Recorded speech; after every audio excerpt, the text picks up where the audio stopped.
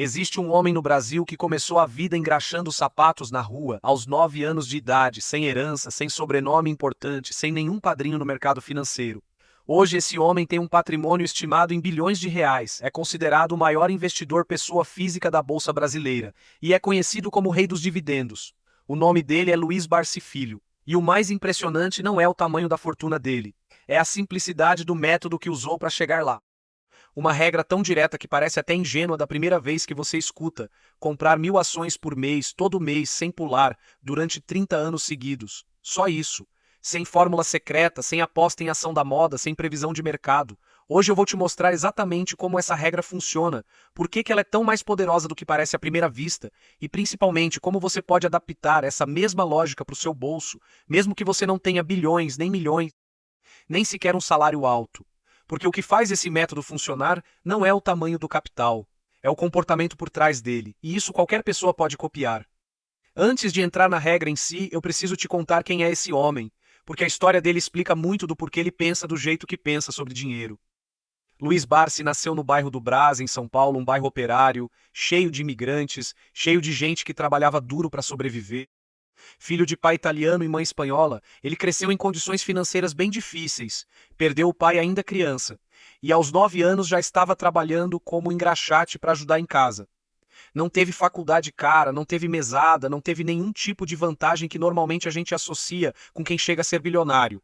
Ele foi construindo o conhecimento dele na prática, estudando balanço de empresa, aprendendo sobre contabilidade, sobre direito, sobre economia. E foi entendendo aos poucos como o mercado de ações funcionava de verdade, por trás dos números que apareciam nos jornais. Na década de 1970, o Brasil vivia um momento bem diferente do que a gente vive hoje. Inflação alta, instabilidade econômica, um mercado de capitais muito menos maduro do que é agora. E foi nesse cenário incerto que Barsi decidiu montar a primeira meta séria da vida dele como investidor. Ele conta que estabeleceu um objetivo, que para a época parecia modesto: possuir 100.000 ações de uma empresa de energia elétrica chamada CESP, que na época custava cerca de 50 centavos por ação. Aquele valor total equivalia a mais ou menos US$ 5.000 da época, o valor de um carro popular. Não era uma fortuna, era uma meta possível. E foi justamente essa possibilidade que fez ele perseguir aquilo com disciplina, mês após mês, ano após ano. A companhia pagava um dividendo mínimo obrigatório bem acima do que a renda fixa da época oferecia. E Barsi entendeu uma coisa que muita gente até hoje não entende: numa aplicação de renda fixa, o seu retorno depende do valor que você investiu. Se você aplica R$ 1.000, você ganha um percentual sobre esses R$ 1.000. Mas em ações a lógica é diferente. O que importa não é quanto você pagou pela ação. O que importa é quantas ações você tem, porque o dividendo é pago por ação, individualmente. Se você tem uma ação, você recebe uma vez o valor do dividendo. Se você tem 1.000 ações, você recebe 1.000 vezes esse valor. Se você tem 1 milhão de ações, você recebe 1 milhão de vezes. Ou seja, o jogo não é sobre o preço que a ação está valendo no dia. O jogo é sobre a quantidade de papéis que você acumula ao longo do tempo. E foi essa virada de chave que fez Barsi focar obsessivamente em uma coisa: comprar quantidade mês após mês, sem parar. Foi daí que nasceu o que ficou conhecido como a regra dos 1.000. Barsi definiu que compraria 1.000 ações por mês, de forma disciplinada, durante 30 anos. O primeiro papel que ele comprou foi de uma empresa de alimentos chamada Anderson Clayton. Depois ele foi migrando o foco para setores que pagavam bons dividendos de forma consistente, como energia elétrica, papel e celulose, bancos. A lógica nunca foi tentar acertar a próxima ação que ia decolar da noite para o dia. A lógica era comprar aos poucos, com constância, ações de empresas que estivessem sendo negociadas abaixo do valor patrimonial delas e que tivessem histórico sólido de pagamento de dividendos. E ponto fundamental, ele reinvestia praticamente tudo o que recebia de dividendo para comprar ainda mais ações. Isso cria um efeito de bola de neve. Você recebe o dividendo, compra mais ações com esse dinheiro, no mês seguinte você recebe dividendo sobre uma base maior de ações, reinveste de novo. E assim o processo vai se acelerando sozinho, ano após ano, de um jeito que no começo é quase imperceptível, mas depois de 10, 20, 30 anos, se torna gigantesco. Repara numa coisa importante aqui. A genialidade desse método não está em nenhuma sacada de gênio, não está em prever o próximo boom do mercado, não está em comprar a ação certa no momento certo. Está na repetição.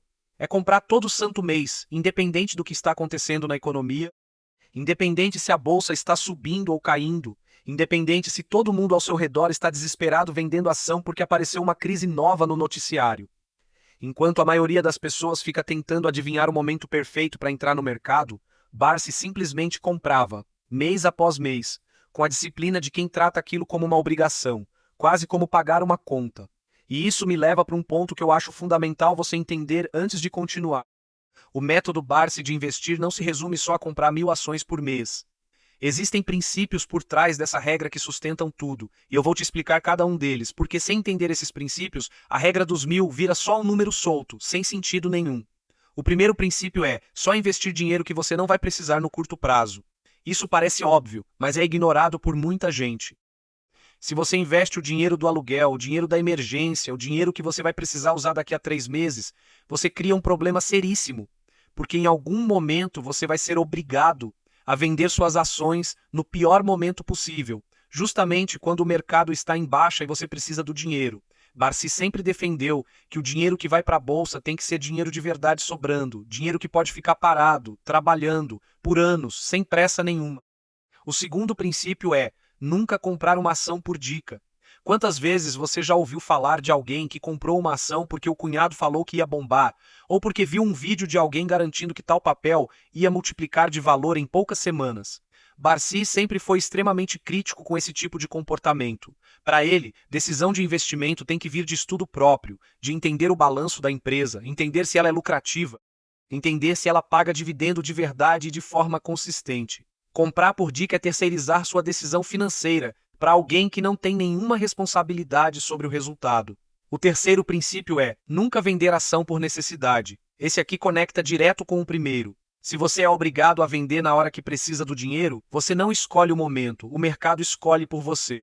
E na maioria das vezes, quando a pessoa comum precisa de dinheiro urgente, é justamente porque alguma coisa ruim aconteceu na economia, o que costuma coincidir com os piores momentos para vender ações. Por isso, reforça de novo o primeiro ponto: o dinheiro investido tem que ser dinheiro que pode ficar lá, tranquilo, esperando. O quarto princípio é comprar ações abaixo do valor patrimonial. Isso significa comprar a participação numa empresa por um preço menor do que ela realmente vale, olhando para o patrimônio dela.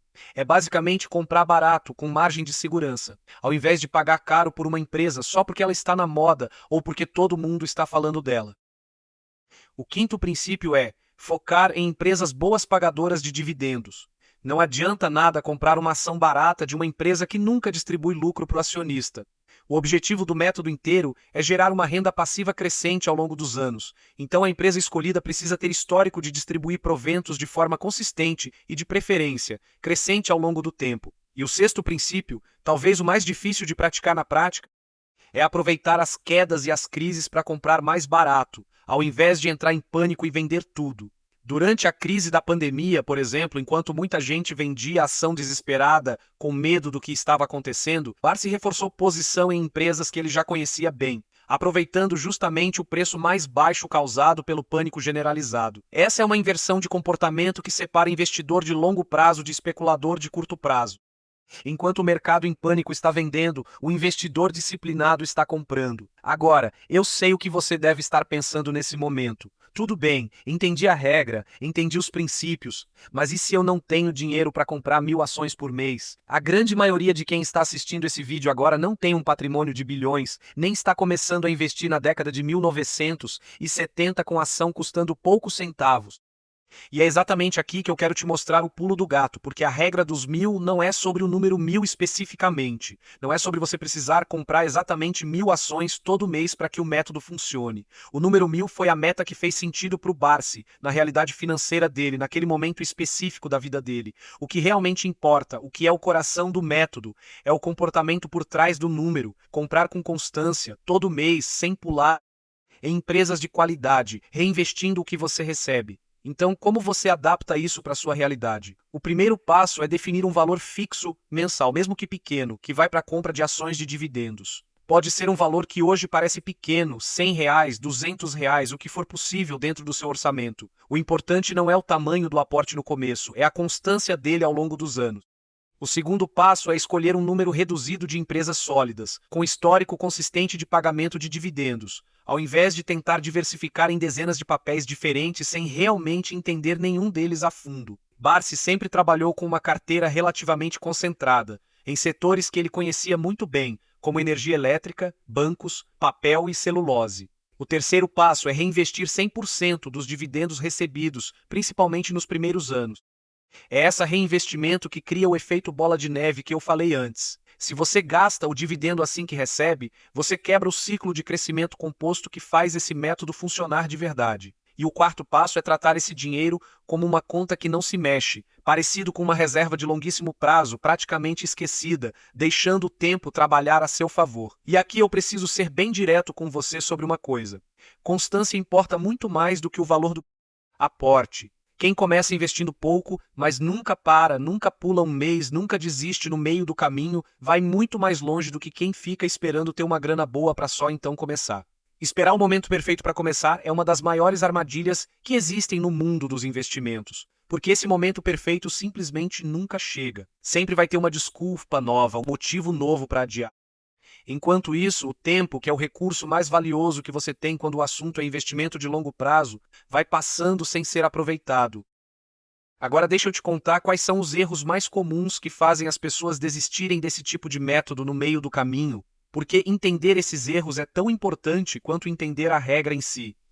O primeiro erro clássico é vender no pânico durante uma queda forte da bolsa. É extremamente comum ver investidor iniciante entrar animado, comprar algumas ações e, no primeiro sinal de queda, entrar em desespero e vender tudo, geralmente no pior momento possível, cristalizando um prejuízo que talvez nem existisse se a pessoa tivesse simplesmente segurado a posição.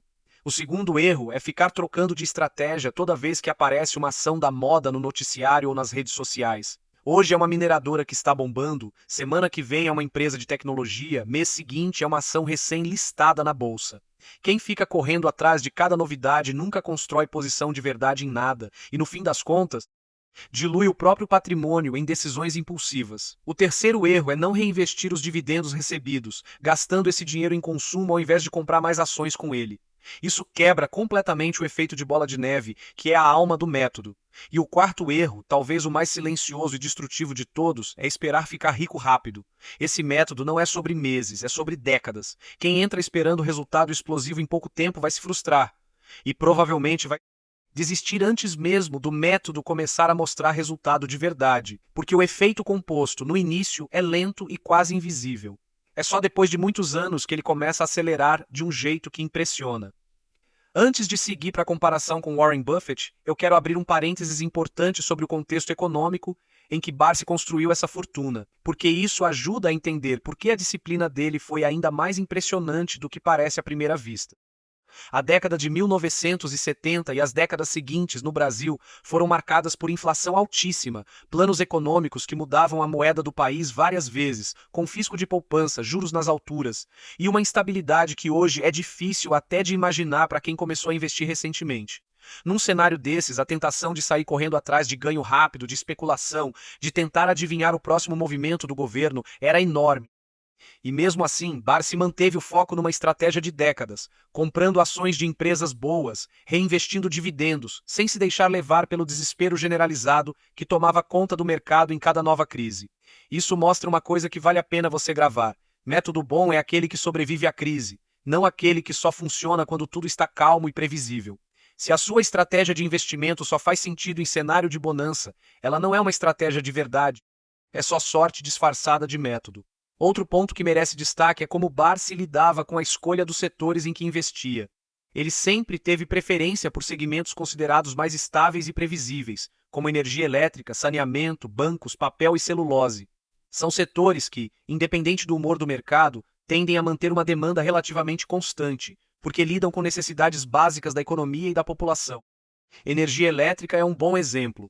Chova ou faça sol, suba ou desça a bolsa, as pessoas e as empresas continuam consumindo energia e isso tende a se traduzir em receita recorrente para as empresas do setor, o que favorece a distribuição de dividendos de forma mais previsível. Esse tipo de escolha setorial não é sobre encontrar a empresa que vai multiplicar de valor da noite para o dia, é sobre encontrar negócios chatos, previsíveis, essenciais, que vão continuar gerando caixa e distribuindo lucro ano após ano, independente de qual seja a novidade badalada do momento.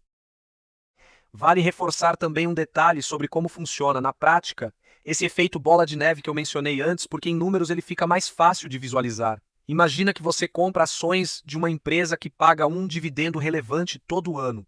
No primeiro ano você recebe uma quantia X de dividendo.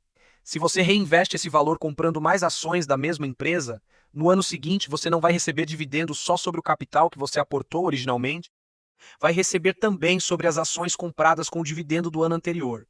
Ou seja, sua base de ações cresce não só pelos aportes novos que você faz todo mês, mas também pelos dividendos que viram novas ações.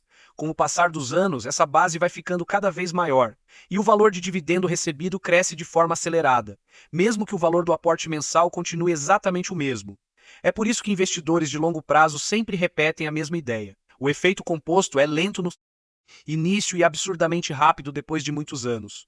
Os primeiros 5 ou 10 anos costumam parecer desanimadores, porque o crescimento é gradual e pouco visível no dia a dia.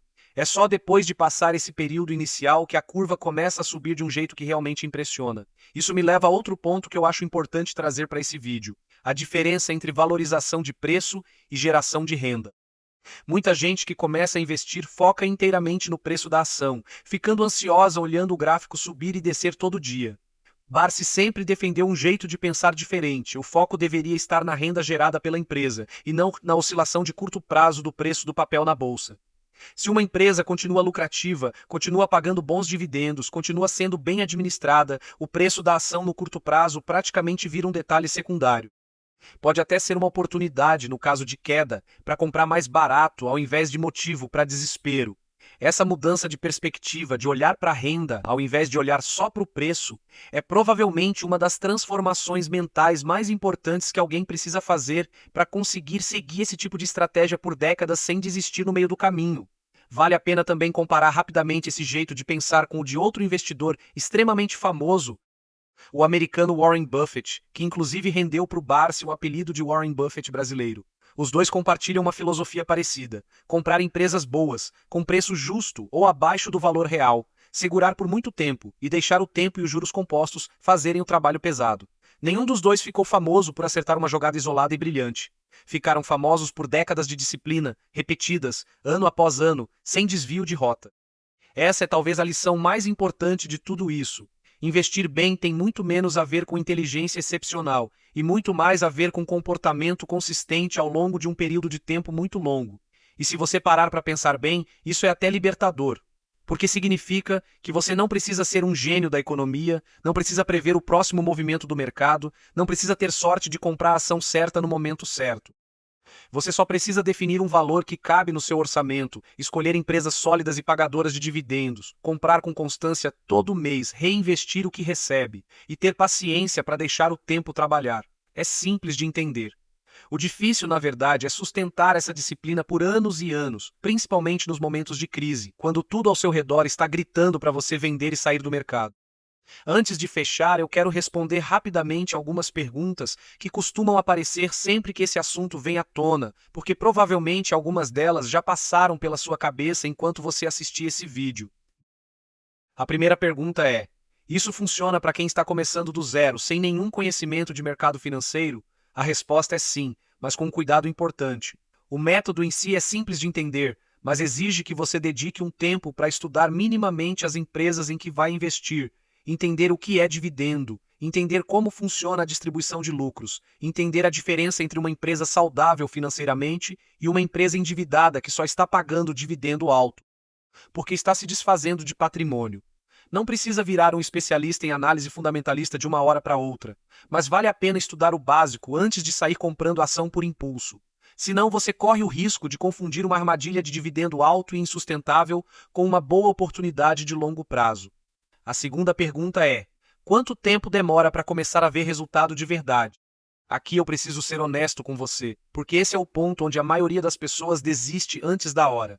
Nos primeiros 2 ou 3 anos, o valor de dividendo que você recebe tende a parecer pequeno, quase insignificante perto do esforço que você está fazendo para separar dinheiro todo mês. É normal se sentir desmotivado nesse período, mas é justamente aqui que a disciplina separa quem chega lá de quem desiste no meio do caminho. Os resultados mais visíveis, os que realmente fazem diferença no seu patrimônio e na sua renda passiva, costumam aparecer depois de uma década, e ficam ainda mais evidentes depois de 20, 30 anos de aportes constantes e reinvestimento disciplinado. Não é um método pensado para impressionar em pouco tempo, é pensado para transformar a vida financeira de alguém que está disposto a jogar o jogo longo.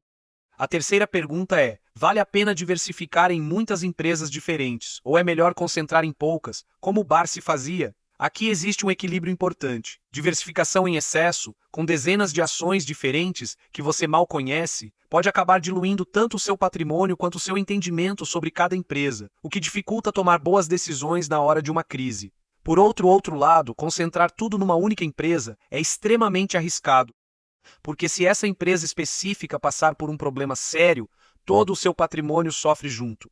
Um caminho equilibrado costuma ser escolher um número relativamente pequeno de empresas de setores diferentes entre si que você realmente estuda e acompanha, ao invés de tentar abraçar o mercado inteiro sem profundidade nenhuma. A quarta pergunta, e essa é bem comum entre quem está começando: e se a empresa que eu escolher parar de pagar dividendo ou passar por uma crise financeira séria? Esse é um risco real, e é exatamente por isso que escolher bem as empresas no início é tão importante quanto manter a disciplina dos aportes. Empresas com histórico consistente de décadas pagando dividendo, com posição sólida no setor em que atuam, com endividamento controlado, tendem a ser escolhas mais seguras do que empresas novas, sem histórico comprovado, mesmo que essas novas prometam um dividendo mais alto no papel.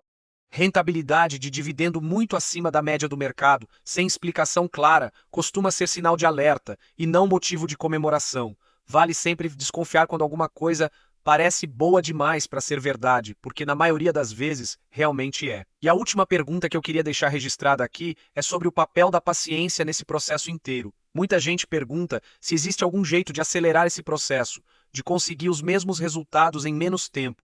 E a resposta honesta é que o tempo é justamente o ingrediente que não dá para pular. Você pode até aumentar o valor do aporte mensal, pode escolher empresas com dividendo um pouco mais generoso, pode estudar mais a fundo para tomar decisões melhores, mas o efeito composto, aquele que transforma aportes pequenos em patrimônio relevante, precisa de tempo para funcionar de verdade. Não existe atalho confiável para isso. E honestamente, essa é uma das razões pelas quais tão poucas pessoas realmente constroem patrimônio através da bolsa de valores. Não é porque o método é complicado, é porque exige uma paciência que vai contra o instinto natural da maioria das pessoas, que é querer resultado rápido, visível, imediato.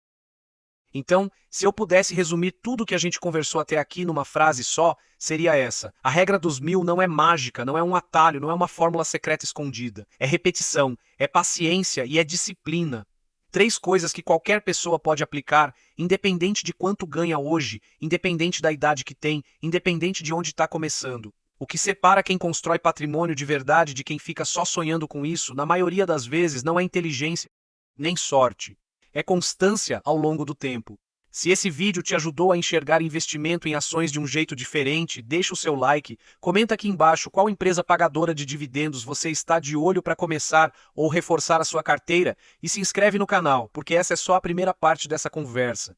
Nos próximos vídeos eu vou entrar em detalhes em como montar uma carteira de dividendos do zero, como escolher entre os diferentes setores e como calcular quanto tempo você precisaria para viver de renda passiva seguindo esse mesmo tipo de estratégia. Um abraço e até o próximo vídeo.